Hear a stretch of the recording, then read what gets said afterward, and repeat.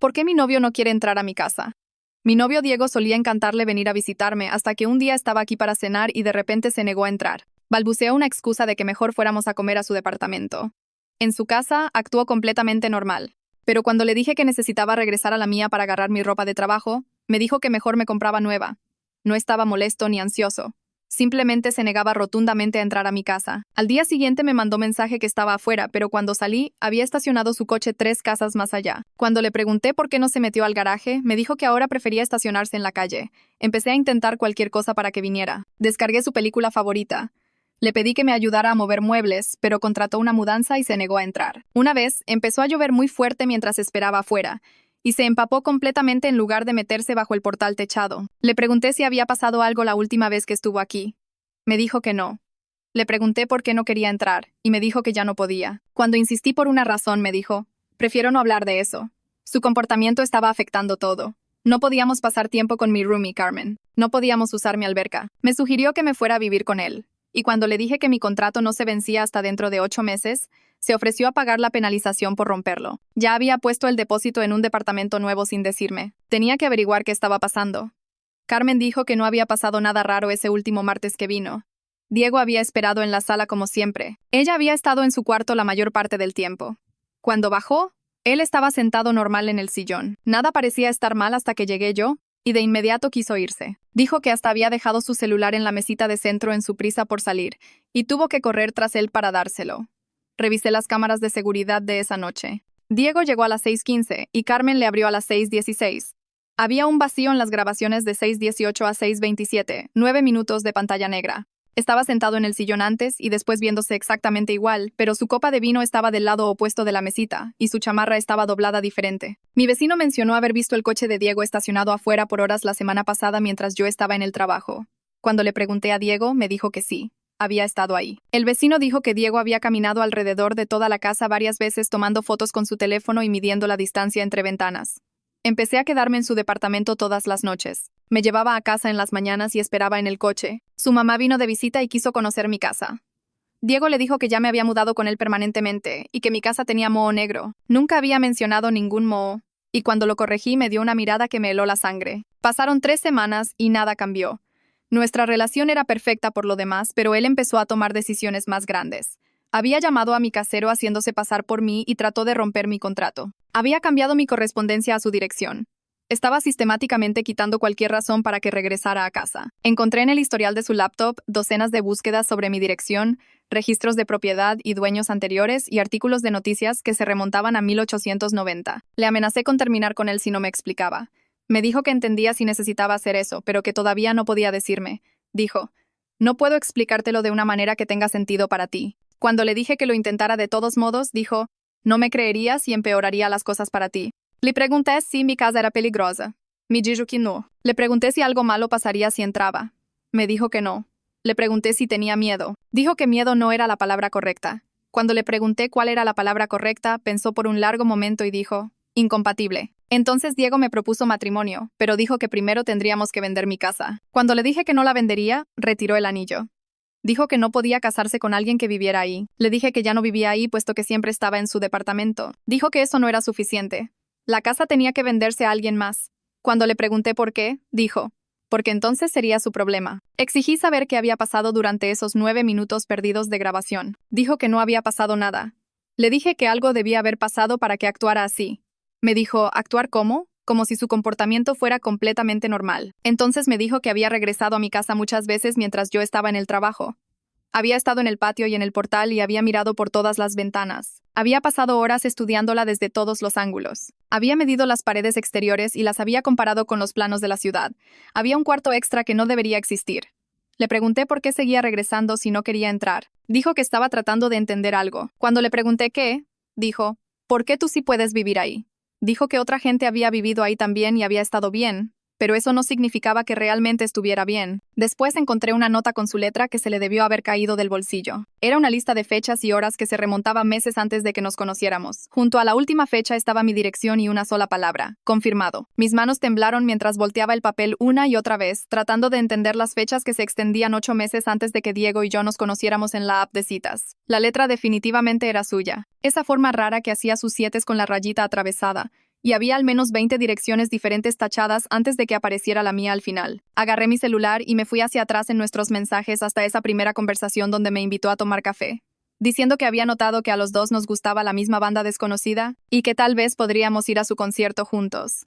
Se me revolvió el estómago al darme cuenta de que probablemente ya sabía dónde vivía cuando mandó ese mensaje. Lo encontré en la cocina haciendo la cena como si nada estuviera mal, tarareando mientras movía la salsa para pasta. Cuando azoté la nota en la barra junto a él, todo su cuerpo se puso rígido. Se le fue el color de la cara tan rápido que pensé que se iba a desmayar y su mano se extendió para agarrar el papel, pero lo arrebató antes de que pudiera alcanzarlo. Abrió la boca y la cerró otra vez como un pez buscando aire. Luego trató de agarrarlo otra vez, pero me eché para atrás hacia la sala sosteniendo la nota en alto. ¿Por qué estabas rastreando mi dirección antes de conocernos? Sus ojos se movían entre mi cara y el papel, mientras sus manos se cerraban y abrían a sus costados. Murmuró algo sobre investigación y foros, y le dije que hablara fuerte porque merecía respuestas reales después de todas sus mentiras. Ahí fue cuando toda la historia salió de golpe. Cómo había sido parte de grupos en línea por 3 años estudiando casas que afectaban a ciertas personas diferente, rastreando reportes de espacios en los que algunos podían vivir normalmente, mientras otros se sentían físicamente incapaces de entrar.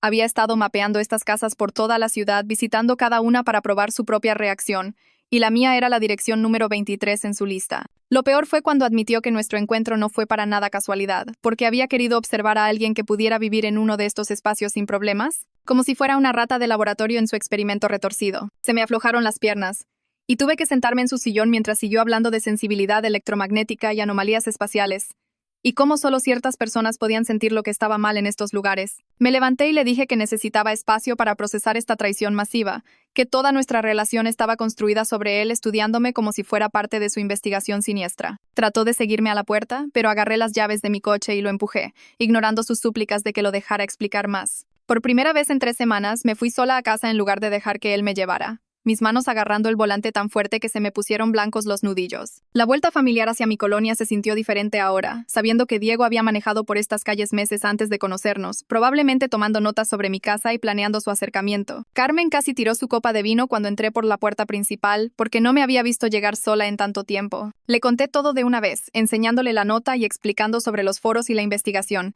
y cómo Diego me había elegido específicamente porque vivía aquí. Su cara pasó por como 10 expresiones diferentes mientras lo procesaba todo, finalmente quedándose en una mezcla de asco y preocupación que era exactamente como me sentía yo. Me sirvió una copa de vino y nos sentamos en el sillón donde Diego se había sentado esa última vez, las dos mirando alrededor del cuarto como si pudiéramos ver lo que fuera invisible que lo había ahuyentado. Carmen se ofreció a ayudarme a averiguar qué estaba realmente pasando con nuestra casa, sugiriendo que podríamos hacer nuestra propia investigación sin que las teorías paranoicas de Diego nublaran todo. Esa noche me metí en mi propia cama por primera vez en semanas, jalando mi cobertor hasta la barbilla y esperando que pasara algo. Me quedé ahí escuchando cada crujido y ruido de asentamiento que hacía la casa, esperando sentir lo que sea que Diego sintió. Pero no pasó nada. Solo ruidos normales de casa, y Carmen moviéndose en su cuarto y coches pasando en la calle afuera. Dormí de corrido hasta la mañana sin sueños raros ni sensaciones extrañas, despertándome con luz del sol entrando por la ventana de mi recámara como siempre. Hice café en mi cocina y me senté en mi mesa del comedor con mi laptop, buscando en todos los sitios de registros de propiedad que Diego había estado visitando según su historial del navegador. La casa había sido construida en 1892 y había cambiado de manos 16 veces, lo que parecía mucho,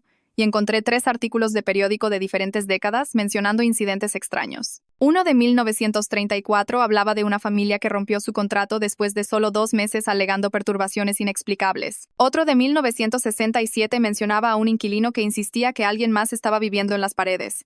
Y una mención breve de 1998 sobre una pareja que abandonó la propiedad a mitad del contrato. Ninguno de los artículos tenía detalles reales o pruebas, solo menciones vagas de quejas y gente yéndose de repente. Agarré mi teléfono y marqué el número de mi casero, tratando de sonar casual mientras le preguntaba sobre renovaciones o modificaciones a la casa a lo largo de los años. Su voz inmediatamente se puso defensiva, exigiendo saber por qué preguntaba y si estaba planeando romper mi contrato como Diego había tratado de hacer haciéndose pasar por mí. Cuando insistí sobre la historia, prácticamente me gritó que todo estaba conforme al código y que se quedaría con todo mi depósito si trataba de irme antes. Después de colgar, Carmen bajó y pasamos toda la tarde repasando cada cuarto con una cinta métrica, verificando la afirmación de Diego sobre un cuarto extra que no debería existir. Medimos las paredes exteriores desde afuera, Luego medimos cada cuarto interior y efectivamente había un espacio de como 1 metro cerca de la sala donde estaban los libreros empotrados. Carmen pasó sus manos por los libreros mientras yo revisé detrás de ellos con una linterna, las dos buscando señales de una puerta oculta o panel. Después, me metí a nuestro sistema de seguridad y empecé a descargar todas las grabaciones que teníamos guardadas,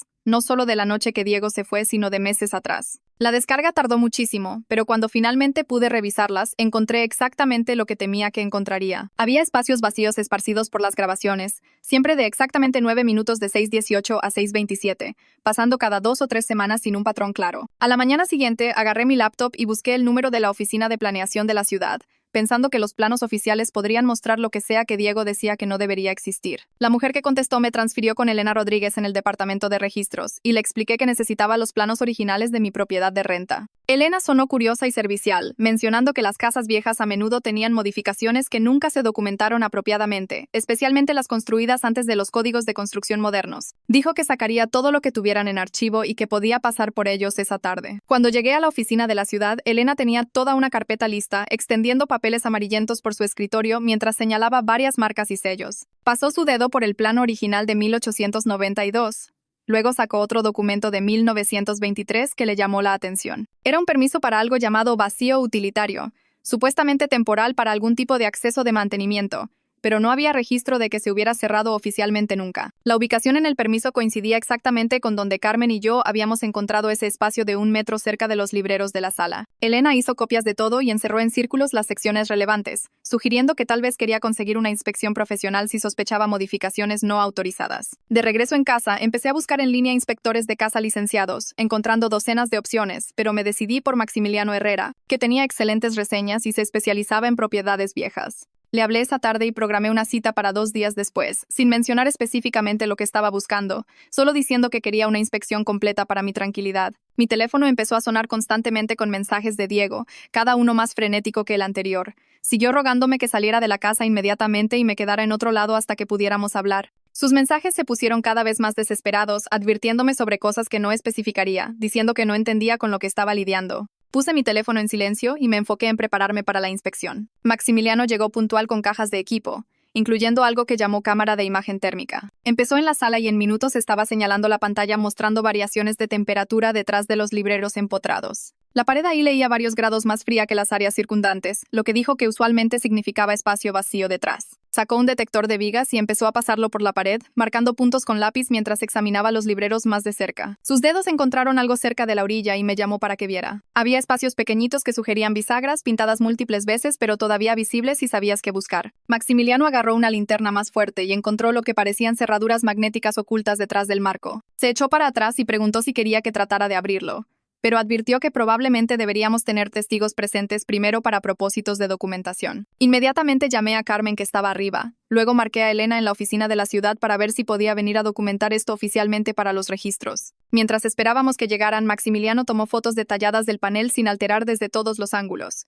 midiendo sus dimensiones y anotando las bisagras ocultas en su reporte de inspección. Carmen bajó primero, viéndose nerviosa pero curiosa, y Elena llegó como 20 minutos después con su propia cámara y formas oficiales. Con todos reunidos en la sala, Maximiliano se puso guantes y cuidadosamente metió sus dedos bajo la orilla del panel. Las cerraduras magnéticas se soltaron con clics suaves y toda la sección se abrió suavemente en bisagras ocultas. Detrás había un espacio vacío estrecho como de 1 metro de ancho que corría por toda la longitud de la pared, exactamente como había indicado el permiso de 1923. Maximiliano alumbró su linterna adentro y todos nos acercamos para ver. Había cobijas viejas y almohadas acomodadas como una cama improvisada, botellas de agua vacías alineadas contra una pared y envolturas de comida esparcidas por el piso.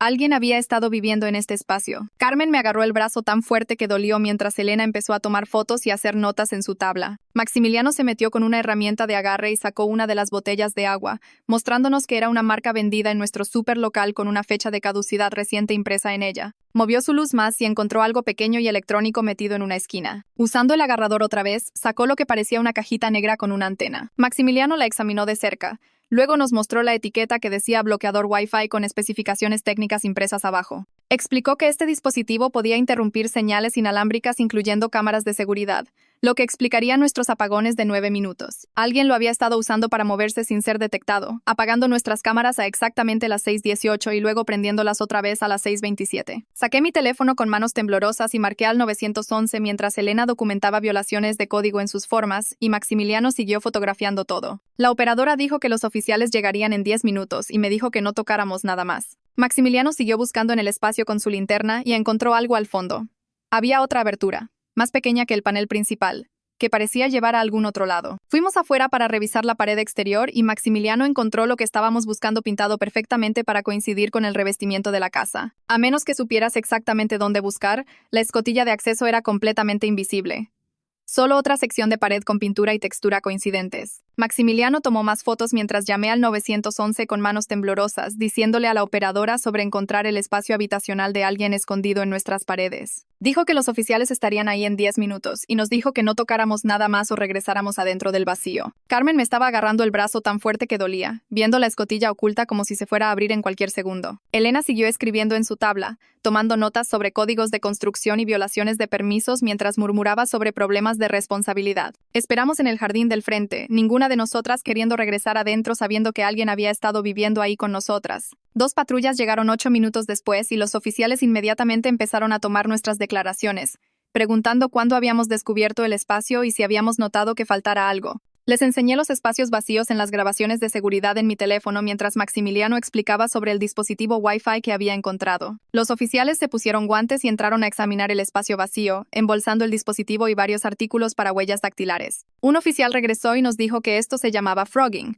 cuando la gente vive en secreto en casas ocupadas sin que los dueños sepan. Dijo que habían estado viendo más casos últimamente, especialmente en casas viejas con este tipo de espacios ocultos que nadie sabía que existían. Tomaron fotos de todo y sacaron huellas de las botellas de agua y envolturas de comida mientras nosotras nos quedamos afuera viendo. Ahí fue cuando el coche de Diego llegó volando por la calle y se estacionó chueco contra la banqueta 3 casas más allá. Prácticamente corrió hacia nosotras, su cara pálida y sus manos temblando mientras se acercaba a la cinta policial que habían puesto. Escuché sirenas y la vecina me mandó mensaje, dijo, viendo entre mí y los oficiales. Todo su cuerpo estaba tenso, pero había cruzado la línea de propiedad por primera vez en semanas, parado ahí mismo en mi jardín. El oficial preguntó quién era y le expliqué que era mi novio mientras Diego veía la puerta principal abierta como si estuviera peleando consigo mismo. Entonces se desplomó completamente, lágrimas corriendo por su cara mientras admitió que había sospechado que alguien estaba viviendo en las paredes. Dijo que lo había sentido esa noche cuando las cámaras se apagaron. Algo mal con el campo electromagnético en la casa. Había investigado casos similares en línea por meses, encontrando patrones en casas viejas donde la gente había escondido estos espacios. El oficial se veía escéptico, pero Diego sacó su teléfono y le enseñó capturas de pantalla de posts en foros sobre sensibilidad electromagnética. Explicó que algunas personas podían sentir estos dispositivos en espacios, que la interrupción los hacía sentirse físicamente incómodos. Por eso había usado la palabra incompatible, porque su cuerpo literalmente no podía manejar estar cerca de la interferencia. Había estado rastreando casos por toda la ciudad, tratando de entender por qué algunas casas se sentían mal para él mientras otras no. El detective llegó y se hizo cargo de la investigación, escuchando la explicación de Diego mientras revisaba las bolsas de evidencia. Carmen había ido a sentarse en su coche, demasiado asustada para quedarse ahí parada, ya mandando mensajes a amigas sobre encontrar algún otro lugar donde quedarse. El teléfono del detective sonó y se alejó para tomar la llamada. Luego regresó con una expresión seria en su cara. Tenemos coincidencia en las huellas, dijo, viendo a cada una de nosotras.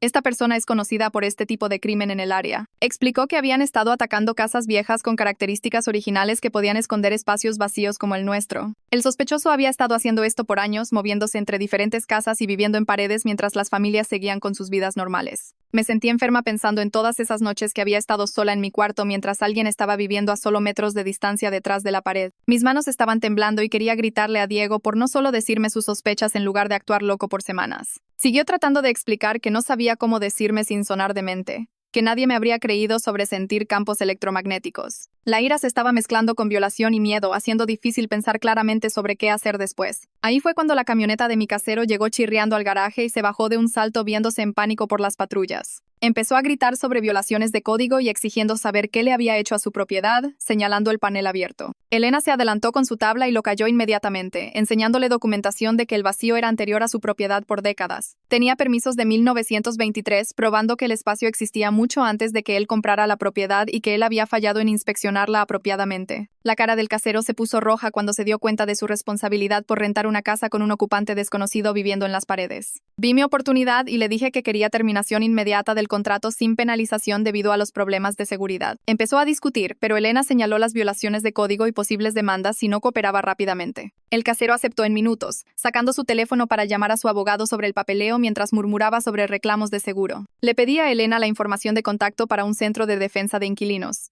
Y me dio la tarjeta de Carlos Delgado. Le hablé ahí mismo y le expliqué la situación, incluyendo el reenvío de correo no autorizado de Diego y sus intentos de romper mi contrato. Carlos dijo que me ayudaría a documentar todo y hacer los reportes apropiados para protegerme de cualquier problema legal. También quería discutir el patrón de comportamiento controlador que Diego había mostrado, aunque sus intenciones fueran protectoras. Las amigas empezaron a llegar después de los mensajes de Carmen, listas para ayudarme a empacar y salir de la casa inmediatamente. Maximiliano agarró sus herramientas y empezó a tapar ambos puntos de acceso al vacío mientras la policía aumentó las patrullas en el vecindario. Estaban revisando otras casas viejas por modificaciones similares, advirtiendo a los residentes sobre señales de frogging a las que estar atentos. Diego se sentó en la banqueta y escribió una cronología completa de su investigación y acciones en papel de cuaderno. Enlistó cada dirección que había investigado antes de la mía, cada post de foro que había leído, cada patrón que había notado a lo largo de los años. Se hizo claro que había estado obsesionado con este fenómeno mucho antes de que nos conociéramos, rastreando estos casos como un detective. Me enseñó fechas que se remontaban 5 años, direcciones esparcidas por la ciudad donde había sentido la misma sensación de que algo estaba mal. Mi teléfono sonó con un número desconocido, y cuando contesté, una mujer llamada Siobhan Lancaster se presentó como una inquilina anterior de hace 5 años.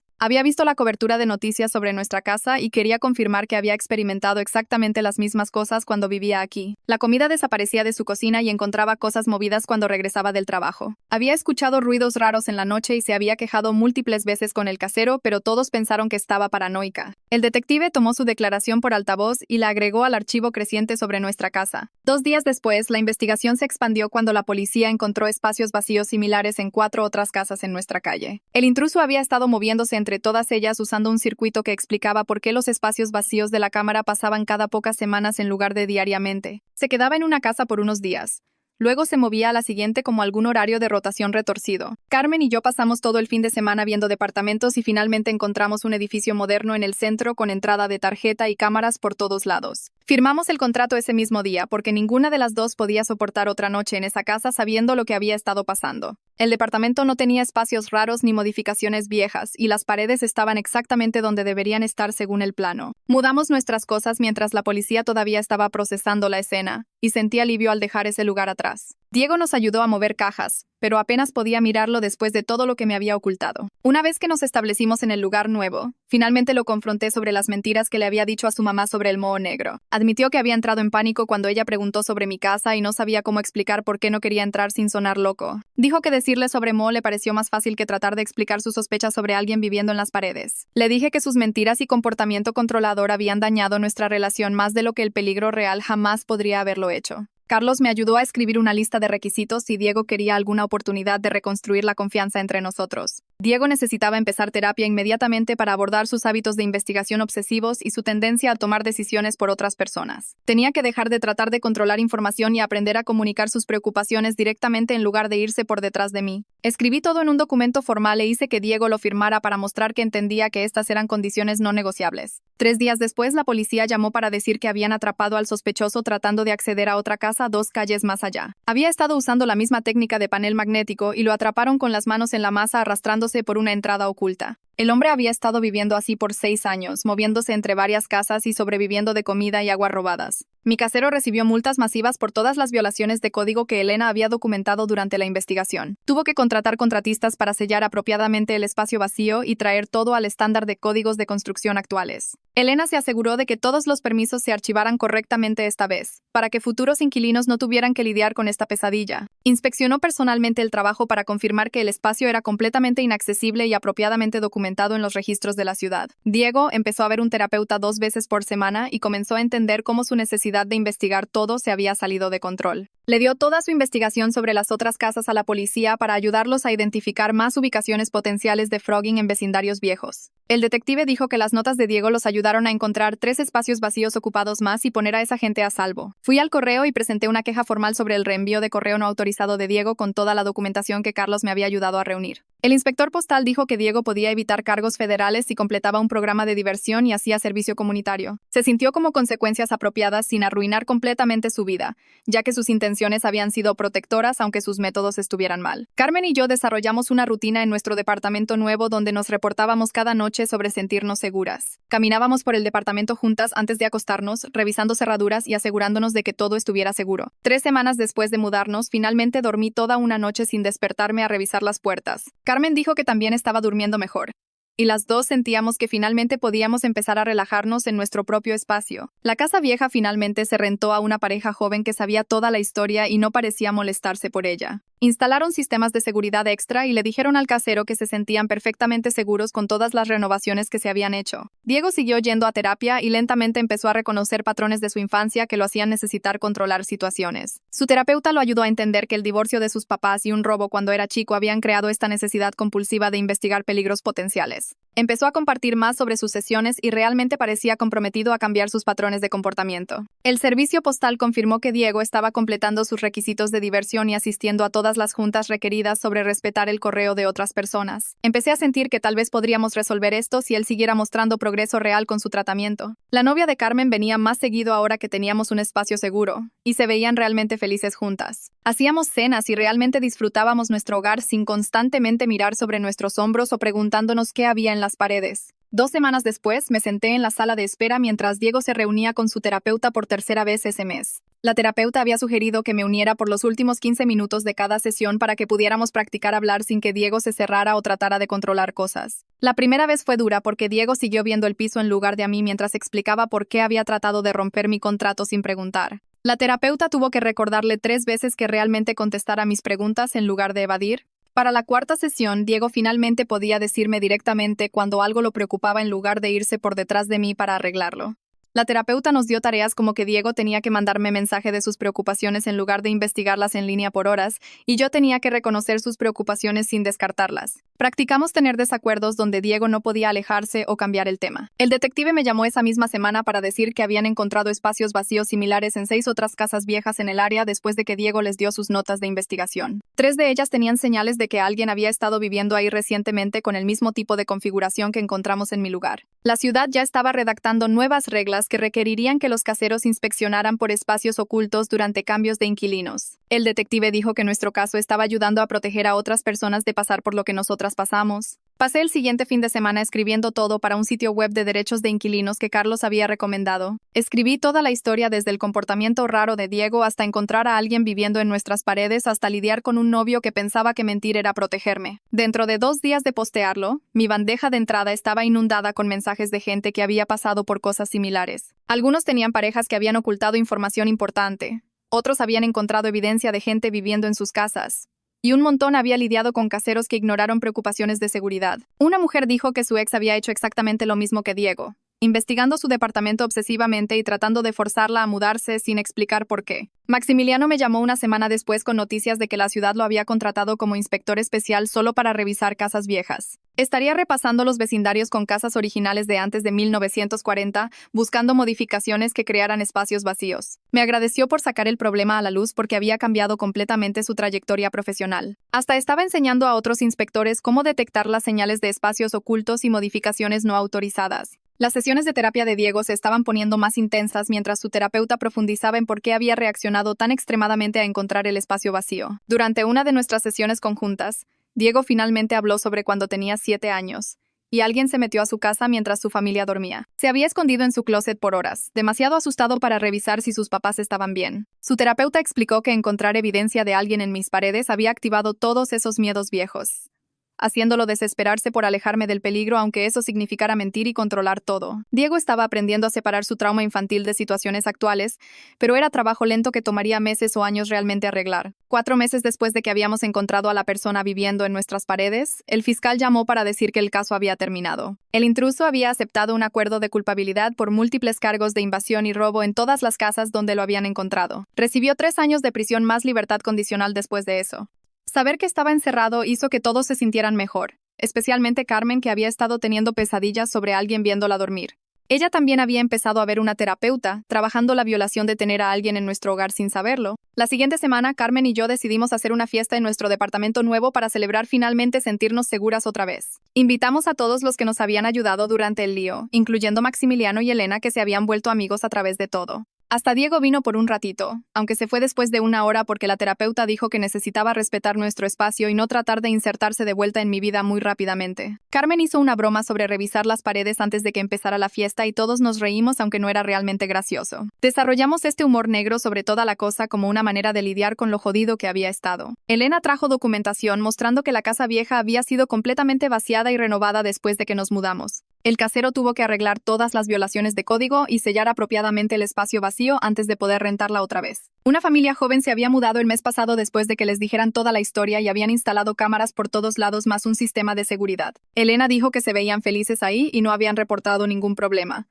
Hasta mandaron una nota de agradecimiento a la ciudad por asegurarse de que la casa fuera segura antes de que se mudaran. Diego y yo estábamos lentamente construyendo algo nuevo entre nosotros, aunque no estábamos viviendo juntos y probablemente no lo haríamos por mucho tiempo. Teníamos reglas ahora como que él tenía que decirme si algo lo preocupaba dentro de 24 horas y yo tenía que realmente escuchar en lugar de descartar sus preocupaciones. Él no podía investigar mi vida o tomar decisiones por mí y yo no podía ignorar banderas rojas solo porque quería que las cosas funcionaran. Íbamos a citas reales donde hablábamos de cosas normales en lugar del trauma que nos había juntado y casi nos destruyó. Siobhan se contactó otra vez después de ver mi post en línea sugiriendo que presentáramos una demanda contra la compañía de administración de propiedades que había sido dueña de múltiples edificios donde se encontraron estos espacios vacíos. Había guardado registros de cada queja que había hecho hace 5 años que fue ignorada y había encontrado 3 otros inquilinos anteriores con documentación similar. Elena acordó proporcionar registros oficiales de la ciudad mostrando que la compañía había sido notificada sobre preocupaciones estructurales,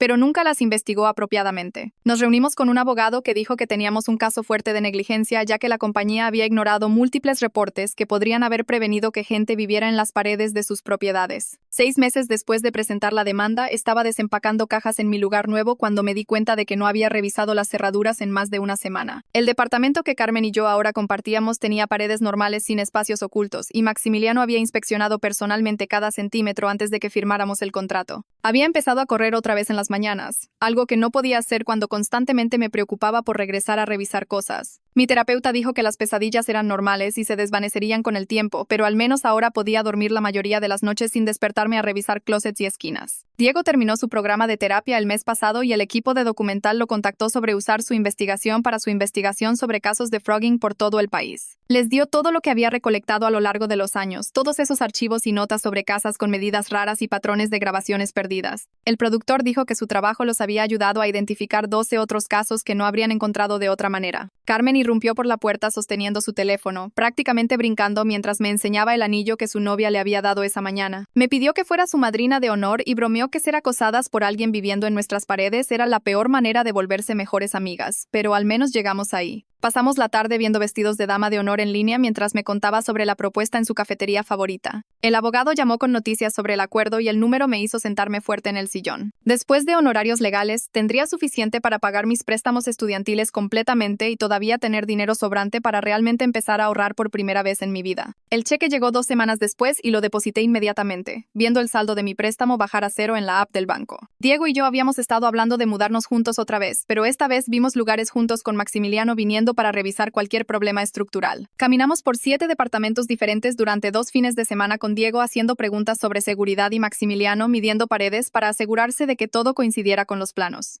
Encontramos un lugar en el 3er piso de un edificio más nuevo con entrada de tarjeta llave y cámaras en todas las áreas comunes. El administrador de la propiedad pensó que estábamos paranoicos cuando pedimos ver los planos originales, pero firmamos el contrato de todos modos después de que Maximiliano dio su aprobación. El vecindario viejo también había cambiado, con el programa de vigilancia comunitaria que empezaron después de nuestro caso requiriendo entrenamiento especial sobre señales de ocupación no autorizada que observar. Tenían juntas mensuales ahora donde los residentes aprendían a detectar cosas como patrones de desgaste inusuales en cerraduras, uso de servicios inexplicado, y comida desapareciendo. La mujer que compró nuestra casa vieja después de todas las renovaciones me mandó un mensaje a través del grupo del vecindario diciendo que les encantaba vivir ahí y se sentían completamente seguros con todas las mejoras. Recibí mi carta de aceptación al programa de planeación urbana mientras Diego y yo estábamos armando muebles en nuestro lugar nuevo. Elena me había escrito una carta de recomendación hablando sobre cómo nuestro caso había mostrado la importancia de inspecciones apropiadas de edificios y aplicación de códigos. El director del programa mencionó durante mi entrevista que querían más estudiantes que entendieran el impacto del mundo real de las regulaciones de vivienda. Las clases empezarían en el otoño y podría seguir trabajando medio tiempo mientras estudiaba. Diego había estado cargando el anillo por 3 semanas antes de que finalmente me pidiera matrimonio otra vez, esta vez durante la cena en nuestro departamento sin condiciones o demandas adjuntas. Dijo que entendía si necesitaba más tiempo después de todo por lo que habíamos pasado, pero quería construir algo real juntos sin secretos entre nosotros. Dije que sí inmediatamente porque ya habíamos sobrevivido la peor cosa que podía imaginar y salimos más fuertes. Estamos planeando una boda pequeña para la próxima primavera con Carmen como mi madrina de honor y Maximiliano haciendo lo que llamó una consultoría de seguridad para el lugar, lo que nos hizo reír, pero también nos hizo sentir más seguros. La lista de invitados incluye a Elena y todos los demás que nos ayudaron durante ese lío, aunque nos estamos saltando a la mamá de Diego después de las mentiras que le dijo sobre Moho Negro. A veces manejo pasando la casa vieja solo para verla viéndose normal con bicicletas de niños en el jardín del frente y flores en las jardineras de las ventanas. El vacío está sellado ahora, apropiadamente esta vez. Y la nueva familia no tiene idea de que alguien una vez vivió detrás de la pared de su sala por meses o tal vez años. Diego no viene conmigo en estos manejos, pero tampoco trata de detenerme, lo que se siente como progreso. Nos vamos a casar en 4 meses y realmente me siento lista para eso. No porque todo sea perfecto, sino porque aprendimos cómo decirnos la verdad incluso cuando suena completamente demente. Esa es toda la historia resumida. Si hasta una pieza de ella les dio algo en qué pensar, entonces valió la pena compartirla. Suscríbanse y siempre tendrán el siguiente consejo esperando.